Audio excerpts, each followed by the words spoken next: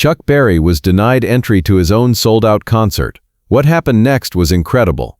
This is the shocking true story of June 8, 1963, when Chuck Berry arrived at the Riverside Ballroom in Milwaukee for what was supposed to be one of the biggest concerts of his career, only to be turned away at the door by racist security guards who refused to believe that a black man could be the headlining star, and how what happened next exposed the cruel irony of segregation in the most powerful way imaginable. It was a sweltering summer evening in Milwaukee, Wisconsin, and the Riverside Ballroom was buzzing with excitement.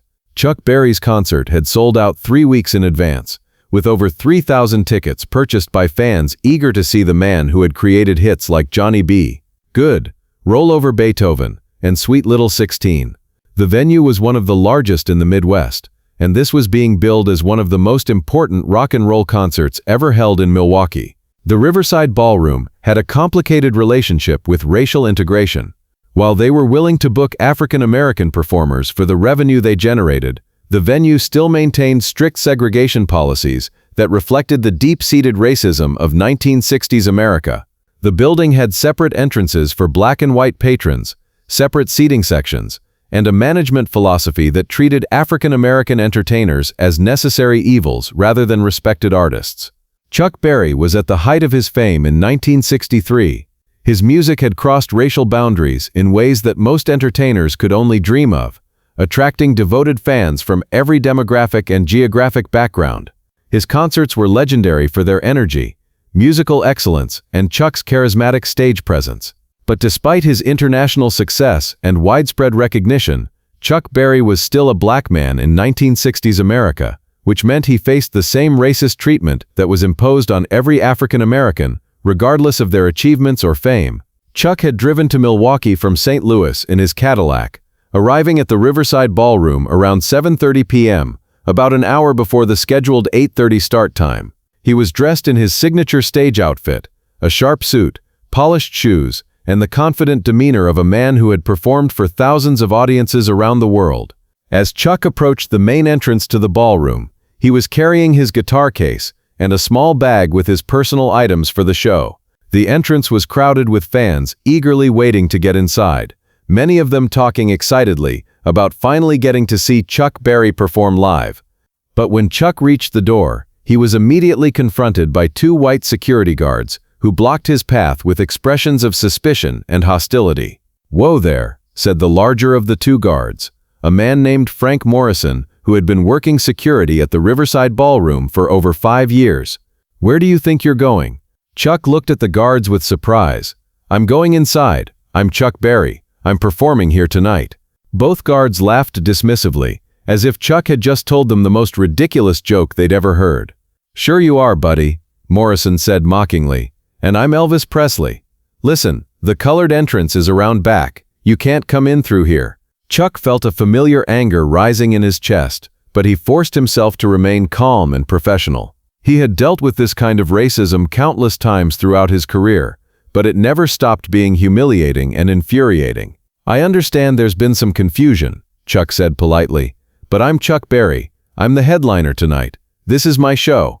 The second guard, a younger man named Tommy Williams, looked Chuck up and down with obvious skepticism. "Look, pal, Chuck Berry is a big star. He doesn't just walk up to the front door carrying his own guitar case. He's got managers and assistants, and people who handle that stuff for him. I prefer to handle my own equipment," Chuck explained patiently. "If you'll just check with the venue manager or look at the promotional materials, you'll see that I'm scheduled to perform tonight." Morrison shook his head firmly. "I don't need to check anything. I know what Chuck Berry looks like from his pictures, and you ain't him. Now move along before we have to call the real police." Chuck Berry realized that these guards were so blinded by their racist assumptions that they literally could not conceive of the possibility that a black man walking up to their door could be a famous entertainer. Their prejudice was so complete that it overrode even the evidence of their own eyes.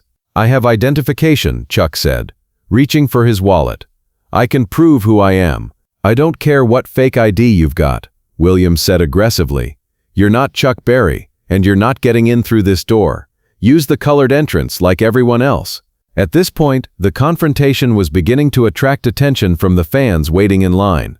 Several people had overheard the conversation and were starting to realize what was happening. A teenage white girl named Susan Peters, who was waiting in line with her friends, suddenly gasped and pointed at Chuck.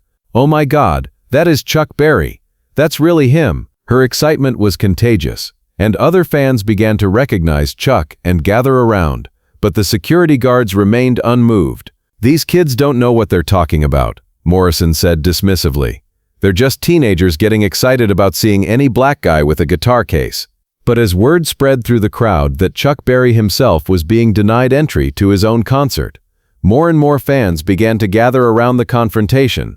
People who had bought tickets specifically to see Chuck Berry were witnessing their hero being treated with racist disrespect by the very venue that was supposed to be hosting him. "That's definitely Chuck Berry," called out a young man named Mike Thompson, who was holding a Chuck Berry album he'd brought hoping to get it signed. "I've seen him in concert before. That's really him."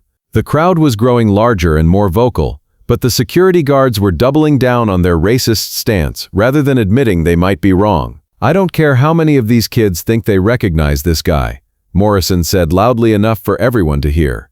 "Chuck Berry is a professional entertainer. He wouldn't be standing here arguing with security guards. He'd have people to handle this kind of thing for him." Chuck Berry looked around at the crowd of fans who were defending him and felt a mixture of gratitude and sadness. These young people, many of them white teenagers who had grown up listening to his music, were showing more respect and recognition for his identity than the adults who were supposed to be working for the venue that was paying him to perform. "I appreciate your support," Chuck said to the crowd, "but I don't want anyone to get in trouble. I'll go around to the other entrance and sort this out with the management." But the fans were not willing to let this injustice continue. Susan Peters stepped forward and spoke directly to the security guards with the moral clarity that sometimes comes more easily to young people than to adults. "You should be ashamed of yourselves," she said firmly. "This is Chuck Berry. He's one of the greatest musicians in the world, and you're treating him like a criminal just because he's black. This is his concert. These are his fans. You work for him tonight, not the other way around." Her words sparked a chorus of agreement from the other fans, and suddenly the security guards found themselves facing not just Chuck Berry, but an increasingly angry crowd of paying customers who were witnessing obvious racial discrimination. Morrison looked nervous for the first time, realizing that the situation was escalating beyond his control. "Look, even if this guy is who he says he is, he still needs to follow venue policies about which entrance to use." "What policies?" demanded another fan. A college student named Robert Martinez. "The policy that famous black musicians have to sneak in through the back door while white performers get to use the front entrance like human beings?" The crowd was becoming more vocal and more unified in their condemnation of the guards' behavior. Chuck Berry watched this unfold with a mixture of amazement and hope, seeing young Americans of different races come together to confront injustice in real time. Finally, the venue's general manager, a man named Harold Stevens, appeared at the entrance after hearing about the commotion. Stevens immediately recognized Chuck Berry and rushed over with an expression of horror and embarrassment. "Mr. Berry, I am so sorry about this misunderstanding," Stevens said, shooting angry looks at the security guards. "Please come in immediately. I can't believe this happened." Morrison and Williams suddenly realized the magnitude of their mistake, but instead of apologizing, they became defensive and angry. "How were we supposed to know?" Morrison said sullenly. "He just walked up like any other." "Like any other what?" Stevens interrupted sharply. "Like any other human being with a right to walk through a door. Mr. Berry is our headlining performer tonight. He's the reason all these people bought tickets." Stevens turned to Chuck with obvious embarrassment. "Mr. Berry, I sincerely apologize for this inexcusable treatment. These men will be terminated immediately. Please let me escort you inside personally." Chuck Berry looked at the two security guards who had humiliated him, then at the crowd of fans who had defended him, then back at Stevens. When he spoke, his voice was calm but carried the weight of years of similar experiences. "Mr. Stevens, I appreciate your apology, but this isn't about these two men specifically. This is about a system that allows people to be treated as less than human, based on the color of their skin. Firing these guards won't solve the problem if you replace them with other people who have the same attitudes." The crowd fell silent, listening intently to Chuck Berry's response to his own humiliation. However, Chuck continued, I made a commitment to perform tonight, and these fans deserve to see the show they paid for. But I want to make something clear. This venue's segregation policies end tonight. If black fans want to use this entrance, if they want to sit in any section, if they want to be treated with the same respect as white fans, that's how it's going to be. Otherwise, this is the last time Chuck Berry performs at the Riverside Ballroom. Stevens looked uncomfortable, but nodded quickly. Of course, Mr. Berry. Whatever you think is appropriate. Chuck Berry looked at the crowd of fans who had supported him and smiled for the first time since arriving at the venue. Thank you, he said to them. Your generation gives me hope that things can change. Now let's go inside and make some music together. The crowd cheered, and Chuck Berry finally entered the venue where he was supposed to be the star attraction. But he didn't go alone. He was accompanied by the fans who had stood up for him, creating an impromptu integrated procession that challenged the venue's segregation policies in the most direct way possible.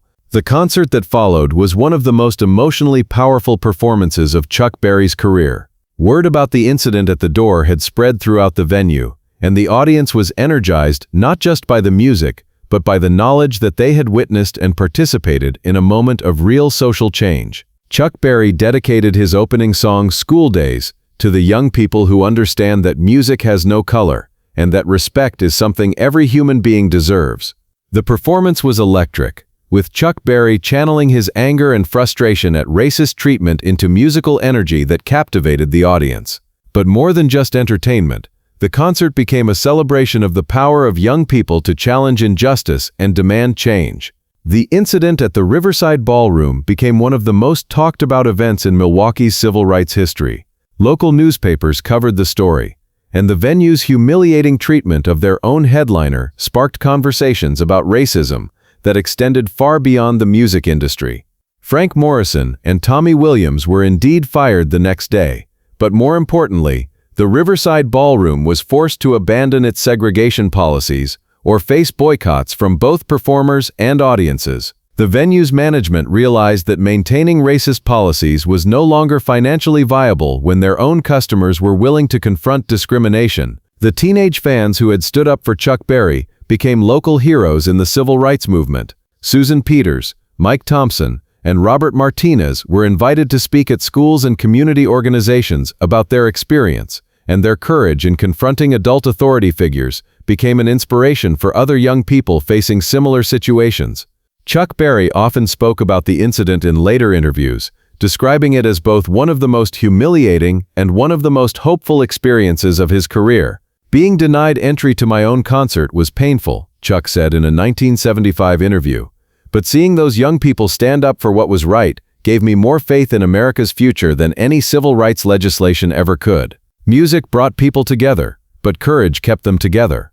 The story became emblematic of the broader struggles of the civil rights era, when even the most successful African Americans faced daily humiliations and indignities simply because of their race. But it also demonstrated the power of ordinary people to confront injustice when they saw it happening in front of them. The irony of the situation, that Chuck Berry, whose music had helped break down racial barriers, was himself denied basic dignity by people who profited from his talent, highlighted the contradictions and cruelties of segregation in ways that abstract discussions about civil rights could never capture. Years later, the Riverside Ballroom became known as one of Milwaukee's most integrated entertainment venues, hosting performers and audiences of all races, without the policies that had once made it a symbol of institutional racism. A small plaque near the entrance commemorates the night that Chuck Berry and a crowd of teenagers changed the venue's policies through moral courage and collective action. The security guards who denied Chuck Berry entry to his own concert faded into obscurity,